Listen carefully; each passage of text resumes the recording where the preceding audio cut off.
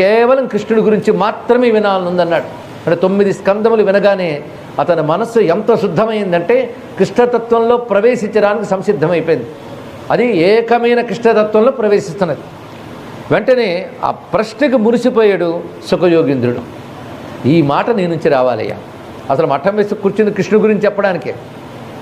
కానీ ఆ కృష్ణుడు ఎవరు అని అర్థం చేసుకోవడం 9 స్కందములు. ఏ భగవానుడు సృష్టిస్తులై కారకుడై తటస్థ లక్షణములుగా సృష్టిస్తులై కారకుడు స్వరూప లక్షణముగా సచ్చిదానంద స్వరూపుడై ఉన్నాడు. ఆ భగవానుడు జగత్తును అనుగ్రహించడం కోసం అనేక విధముల అవతారములు ధరించాడు. సర్వావతార సాకార స్వరూపంగా కృష్ణుడిగా అవతరించాడు. అందుకే 9 స్కందముల్లో చెప్పుకుని అటువంటి వాడు కృష్ణుడయ్యాడన్న స్పృహ శ్రోతకు ఉండాలి. అందుకే 9 స్కందలు శ్రద్ధగా వింటే కానీ కృష్ణతత్వాన్ని మనం అర్థం చేసుకోలేం. చెప్పి ఏవం నిశమ్య భృగునందన సాధువాదం వైయాసికస్స భగవాన్ అత విష్ణురాతం ప్రత్యర్చ్య కృష్ణచరితం కలికల్మషఘ్నం వ్యాహర్తుమారభత భాగవత ప్రధాన. ఇక్కడ గొప్ప మాట వాడారు సుఖయోగీంద్రుడి గురించి. భాగవత ప్రధాన, ఆయన భాగవత ప్రధానుడు. అంటే భగవద్భక్తుల్లో ప్రధానమైన వాడు, భగవద్భక్తియే ప్రధానముగా కలవాడు అయినటువంటి శుకుడు ఆనందంతో చెప్తున్న మాట ఏమిటంటే, ముందు కృష్ణుని కృష్ణ కథని ప్రత్యర్చ, ఆ కృష్ణ కథను గురించి ప్రశ్నించినందుకు పరీక్షిత్తుని ప్రశంసిస్తున్నట్ట. ఇలాంటి ప్రశంస ఇంతవరకు రాలి, ఇప్పుడు ఇస్తున్నాడు. ప్రత్యర్చ ముందు కొనియాడి కలికల్మషఘ్నం కృష్ణచరితం వ్యాహర్తుం ఆరభత, సమస్త కలిదోషాలని పోగొట్టేటటువంటి కృష్ణ చరిత్రని చెప్పడం ప్రారంభించాడు. దీన్ని బట్టి కలికల్మషాలన్నీ తొలగించడానికి శక్తి అయినటువంటిది కృష్ణ చరిత్రం మాత్రమే. అందుకే పాషండ ప్రచురలోకి కృష్ణ ఏవ గతిర్మమా అని పెద్దలు చెప్తారు. అందుకే ఆ కృష్ణ కథ శుద్ధి చేస్తుంది మనస్సుని. దాన్ని చక్కగా చెప్తూ ముందుగా ప్రశంసిస్తున్నాడు పరీక్షిత్ మహారాజుని. సమ్యక్ వ్యవసితా బుద్ధి తవ రాజర్షి సత్తమ వాసుదేవ కథాయాం తే యజ్జాత నైష్ఠికీరతి. మళ్ళీ వాసుదేవ శబ్దం వేశాడు ఇక్కడ. వాసుదేవ కథల యందు నీకిప్పుడు గొప్ప రతి ఏర్పడింది. రతి అంటే ఆసక్తి. ఆసక్తి లేకపోతే ఎవడు కూర్చుంటాడండి. అంటే నీకు ఏర్పడిన ఆసక్తికి మరొక పేరు ఉందయ్యా, నైష్ఠికి. గొప్ప శబ్దం. ఇక్కడ 2 గొప్ప శబ్దాలు ఉన్నాయి. ఒకటి వ్యవసాయాత్మిక బుద్ధి, రెండవది నైష్ఠికీరతి. వ్యవసాయాత్మక బుద్ధి అంటే అది నిశ్చయాత్మకమైన బుద్ధి, అది కూడా సమ్యక్ వ్యవసితా బుద్ధి, అది శబ్దం ఇక్కడ. సంపూర్ణంగా నిశ్చయాత్మకంగా ఉన్న యోగ్యమైనటువంటి బుద్ధి నీకు అయినది. అంటే నీ నిశ్చయమే యోగ్యమైనది. నాకు సంపూర్ణంగా కృష్ణుడి గురించి తెలుసుకోవాలి అని నిశ్చయించుకున్నావే, అది గొప్పది. కనుక నీ బుద్ధి ఇప్పుడు యోగ్యమైనది.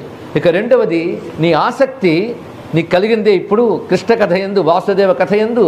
అది నైష్ఠికీ రతి, అంటే చెక్కు చెదరని నిశ్చలమైన రతి నీకు కలిగినది. అసలు వాసుదేవుని గురించి చెప్పు అని అడగడమే చాలయ్యా పావనం చేస్తుంది. వాసుదేవ కథా ప్రశ్న పురుషాం స్త్రీన్ పునాతి వక్తారం పృచ్ఛకం శ్రోతృన్ తత్పాదసలిలం యథా. వాసుదేవుని గురించి ప్రశ్న చేసేవాడు. ప్రశ్న అంటే అర్థం ఏంటంటే చర్చ చేసేవాడు, చెప్పు వింటాను అనేటువంటి వాడు. అది చాలా గొప్ప విషయం. ప్రశ్న అంటే కేవలం క్వశ్చన్స్ వేయడం కాదు. ఒక విషయం గురించి ఇద్దరు చెప్తూ వింటూ ఉన్నదాన్ని ప్రశ్న అంటారు. అలాగే వాసుదేవ కథా ప్రశ్న అనేది ఉన్నదే, అది అడిగిన వాడిని, చెప్పిన వాడిని, వినేవారిని కూడా పవిత్రం చేస్తుంది. ఎలాగో అంటే ఆ నారాయణుని పాదపద్మములు యందు ఉద్భవించిన గంగవలే. విష్ణు కథారతుడగునరు విష్ణు కథలు చెప్పుమనుచు వినుచుండునరు విష్ణు కథా సంప్రష్టము విష్ణుపదీ జలము భంగి విమలుల జేయున్.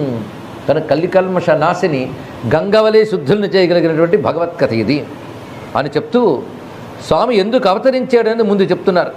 భూమిర్దృప్త నృపవ్యాజ దైత్యానీక శతాయుతై ఆక్రాంత భూరిభారేణ బ్రహ్మాండం శరణం యయౌ.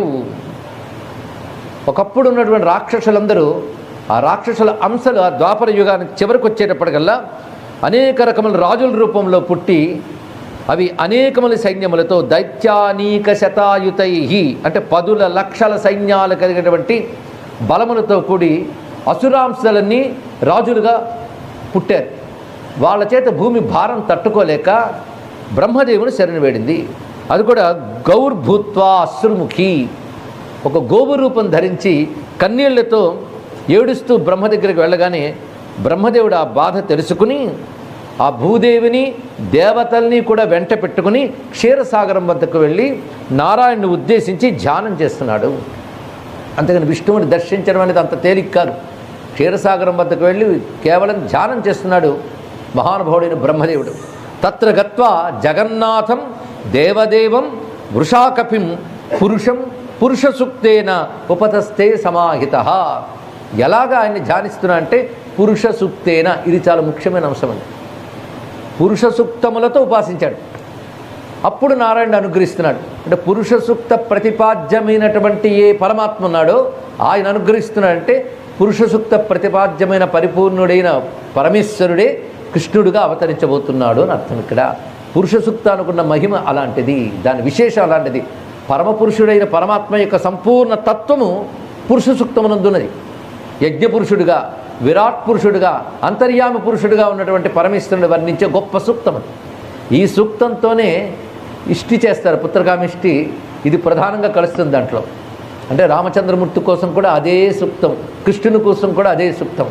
దీన్ని బట్టి ఆవిర్భవించిన వాడు అటువంటి వాడు. పురుష సూక్త అనుకున్న మహిమలు ఏంటంటే ముమ్మాళ్ళు పురుష సూక్తం పఠిస్తే సంపూర్ణ వేదాధ్యయనం చేసిన ఫలితం వస్తుందంట. అంత శక్తివంతమైంది పురుష సూక్తములు.